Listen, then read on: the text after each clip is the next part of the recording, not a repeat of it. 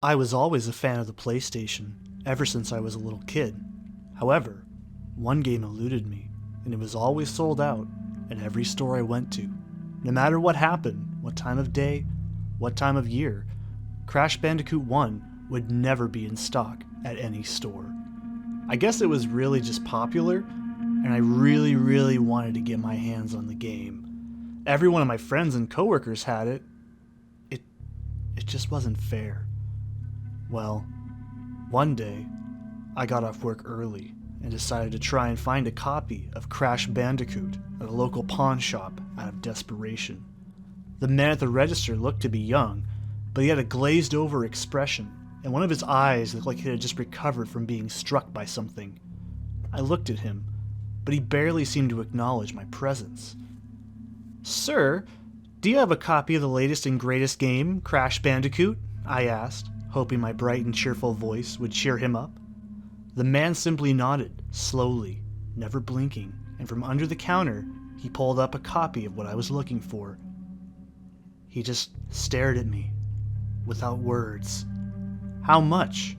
I asked, pulling my wallet out faster than a bullet. The man simply pushed the game across the counter towards me and walked away behind a curtain. After what seemed like 5 minutes of dead silence, I simply assumed that he was offering it to me for free. So, I took it and ran out of the store.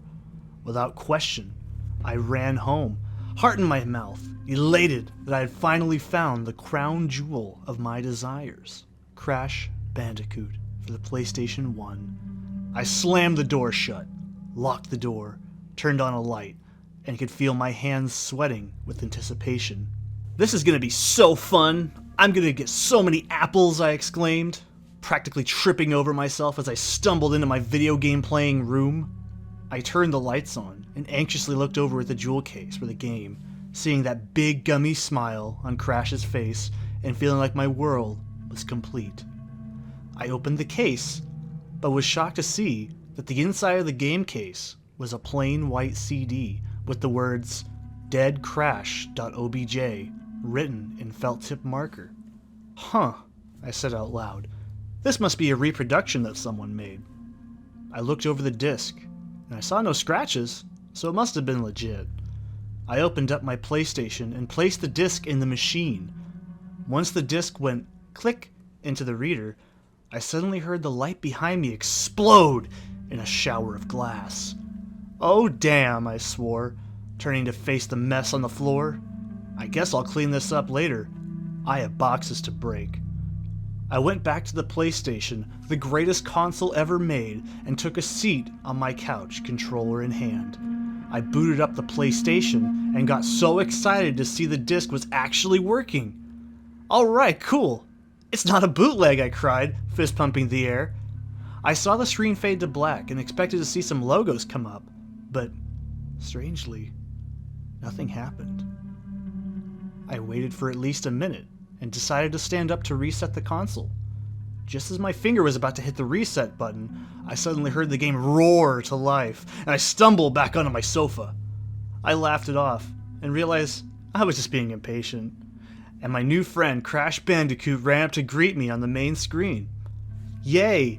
There he is, the marsupial with no mind," I cackled. But as I saw Crash, he didn't look right. He seemed depressed. Like, he didn't really want to be there. I'd never seen this animation before in the marketing, but maybe there was a level where he got really sad, so this was like foreshadowing. I noticed all the options, but as I moved the cursor around, Crash never stopped looking at me. At first, I thought the game had just glitched and the animation was stuck, but I did see Crash blink. I noticed he was slowly breathing in and out.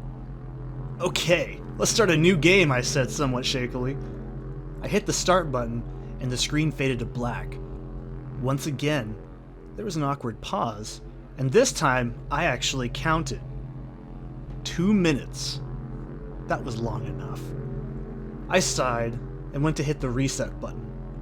When my finger hovered over the button, I suddenly felt cold and like I was being watched. I hesitantly looked up at the TV and saw that Crash was staring at me.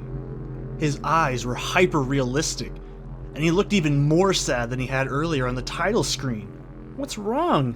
I asked as I took my seat on the couch. Crash made his whoa death sound, but it sounded much more painful, and like he was suffering, and I got really scared. His face looked even more upset, as if he had just found out that his wife and children had been killed, and he started to cry. I started to cry too.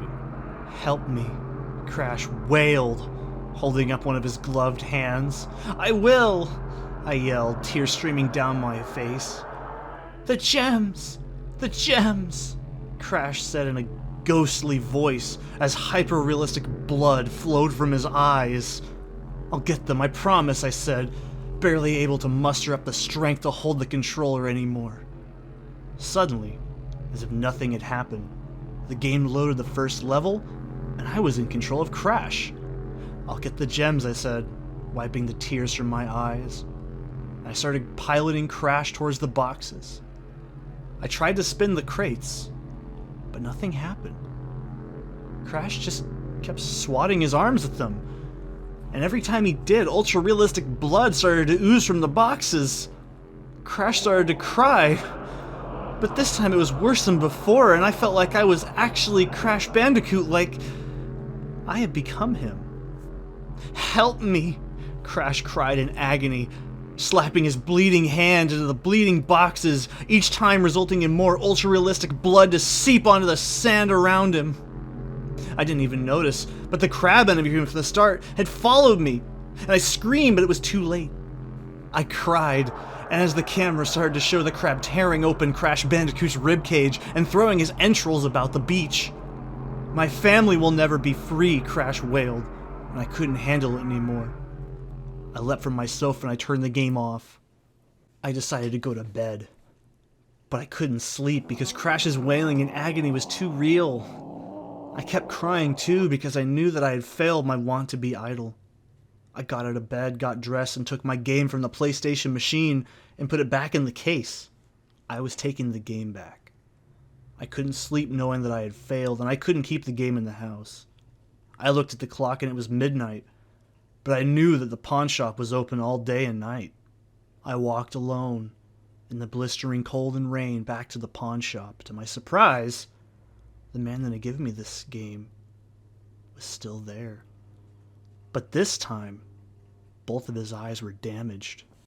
"Here," I said, putting the game back on the counter. "I don't want this anymore." The man looked at me, never blinking, and then nodded slowly in some strange way of approval.